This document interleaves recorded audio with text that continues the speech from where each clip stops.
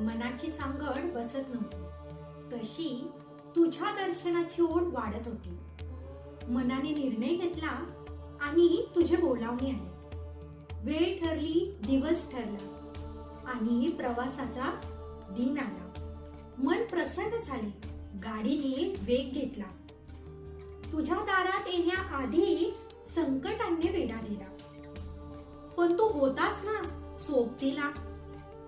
मी हरले, डोळ्यात आसवांनी गर्दी केली होती. पण तुझ्या अस्तित्वाच्या आभासाने संकटे हरली होती.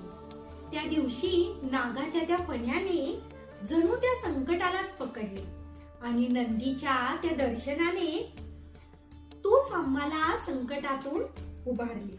श्रीशैल्यमचा तो प्रवास तुझ्या दर्शनाने पूर्ण झाला. श्रीशैल्यमचा तो प्रवास तुझ्या दर्शनाने पूर्ण झाला आणि पुण्यापर्यंतचा परतीचा प्रवास विना अडथळा तूच पूर्ण केला.